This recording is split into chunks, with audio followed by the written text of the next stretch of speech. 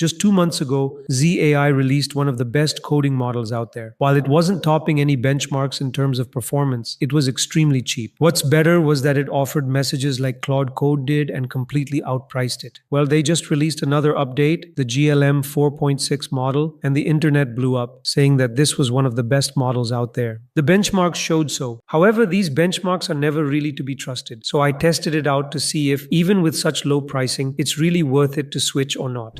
One of the biggest updates with this model is the context window expansion from 128K tokens to 200K tokens, a significant jump in capability. The rest of the updates claim the model is better than the previous version, which we'll be testing by comparing it with Claude models. If you didn't already know, GLM offers coding plans that we'll be comparing with Claude Code. They've also introduced their GLM Coding Max plan, which is honestly a great value option, as you'll see. It works with numerous coding tools including Claude Code, OpenDev, RuCode, Klein, and many others. Here's how it compares. On the most basic $20 plan, you get about 45 messages per hour with GLM Lite. You might notice all the GLM models show double pricing. That's because it's $3 for the first month, then $6 for every month after. So for $6, you're getting anywhere from 50 to 120 messages per hour, depending on the compute power you use. Here's where it gets interesting. Claude's max plan costs $200 and gives you 900 messages per hour, but GLM's plan, just $60 for up to 2,400 messages per hour. Even when running really complex prompts, you're getting the same performance as Claude for $140 less. GLM 4.5 was priced around the same, so it's great they haven't increased the price. But buying a new plan with every model release is starting to put a hole in my wallet. So here's a word from our sponsor, CodeRabbit CLI. Imagine pushing changes late at night, everything looks fine, then the pipeline fails. Painful, right?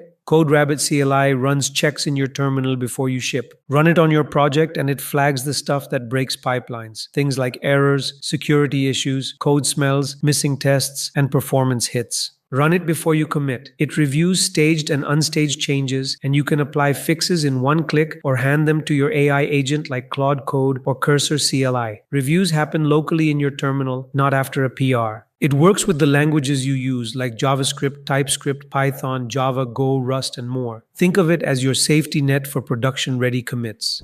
The very first thing I wanted to test between these two was their actual ability in UX design to evaluate the creativity of the model. The second test focuses more on instruction following, testing whether these models can actually follow instructions and implement code as asked. Now, what did I do here? I asked them to implement a full inventory management system in HTML, CSS, and JavaScript. The prompt only included the user requirements, which basically explained how users would use the app and their journey flow. There was no technical information or design guidance provided. It was completely up to them. At the same time, I gave GLM the exact same prompt as well. You can see here that this one is running on API usage billing, while this one is on the Claude Max plan. This one is using Sonnet 4.5, and this one is using GLM 4.6. Now, both models ran, and I'm just going to show you the results. This is what GLM 4.6 came up with, and this is what Sonnet 4.5 came up with. The main goal here is to judge the UX and UI, how they both designed it, and what kinds of mistakes they made. First of all, for Sonnet 4.5, one thing I really like is how it listed the demo credentials. They're shown right here in a pop-up, and if I want to log in as any of the users, I just click on them. Their credentials automatically fill in, and I can sign in instantly. That's really good. The dashboard is pretty minimal. Again, this is built purely in HTML, so there are no charts or animations or anything like that. Here we have our inventory and assignments, showing to whom items are assigned, along with our user database. I also tried to add this AI search functionality, and it actually looks pretty good. The page routing is set up correctly as well, since we can move back and forth between pages without any issues. Now, moving on to what the GLM 4.6 model made. It only gave us this small section about logging in as an admin, team lead, or employee. When we log in as admin, first impressions. The user experience is kind of similar. I don't think we had quick actions in the previous one. Yeah, on the dashboard, we didn't have any quick actions button, so that was added here. Other than that, it's mostly the same. However, this add item button is really out of place. It doesn't belong here. And in terms of UI, I don't like it at all. It's really lacking. Even the HTML implementation was done much better by Sonnet 4.5. When we look at the different sections, you can see it's very bare bones. The UI wasn't well planned out, and there are a lot of mistakes that the stronger model simply didn't make. Let me show you another thing about the GLM model. I made 4 commits. The first was the initial implementation. The second fixed fixed an authentication loop where trying to log in would just redirect back to the login page, so it wouldn't let me sign in. After fixing that, I made another commit to add a mock inventory, which Sonnet 4.5 had already included. But GLM added the mock inventory only on the dashboard. You can see the items filled here now, but not in the inventory itself, which was really odd. So yeah, in terms of creativity, it's pretty clear which one is the better model. If you want creative tasks or UI design, GLM 4.6 isn't the right model. But because it's so cheap, I wanted to see whether it could still perform well in structured implementation. Because let's face it, you're not just blindly building apps. You're building them with comprehensive context engineering. I wanted to see if, with proper context, the performance gap could be minimized, in which case GLM 4.6 might actually be a model worth using.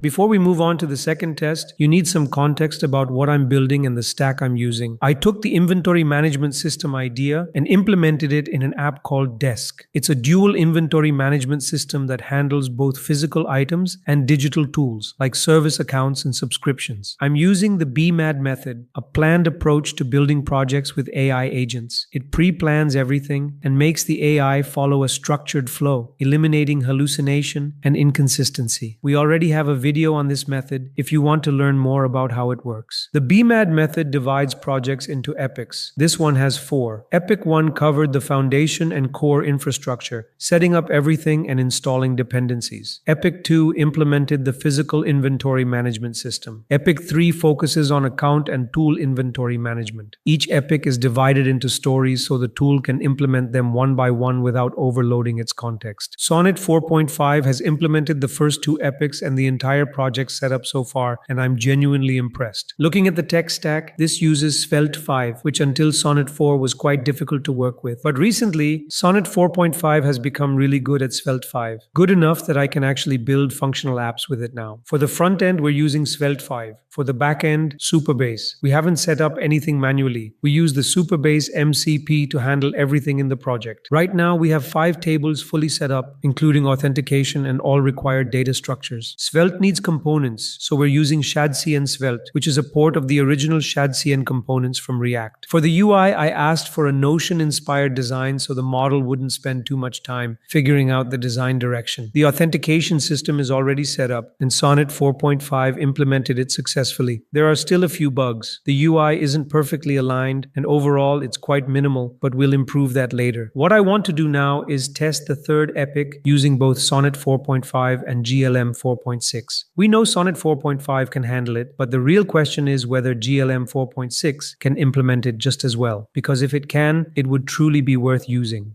I started the implementation of the third epic, and this is what the Sonnet 4.5 model came up with. The UI isn't as polished as it would have been if it were built with React, because these models are primarily trained on React. But still, it managed to set up everything correctly, just as we expected. The GLM model, on the other hand, wasn't able to set it up correctly. It created all the pages properly, and even the code written in Svelte 5 was technically correct, but there were problems with integration. At first, there was an issue integrating the account button and setting up the basic structure. Once I painstakingly fixed that through multiple reprompts, the account inventory page still ended up being messed up. It managed to do around 90% of the work. To finish the remaining 10%, you'd need to use the Sonnet 4.5 model to properly integrate everything. What that means is, if you plan on getting this model, you might still need the $20 subscription alongside it. If you have unlimited budget, you won't need it at all. But if you're concerned about the bills stacking up from the $200 plan, this could actually be a decent option for you. Now, this entire test was done in Svelte, mainly to figure out how well the model handles complex languages it hasn't been trained on extensively. If it were React, things would have been different. You've seen our GLM 4.5 demo, and that model performed exceptionally well, so this one would do great too. For React apps, if that's all you're working on, this model is a killer option, and honestly, you don't need anything else. That brings us to the end of this video. If you'd like to support the channel and help us keep making videos like this, you can do so by using the super thanks button below. As always, thank you for watching, and I'll see you in the next one.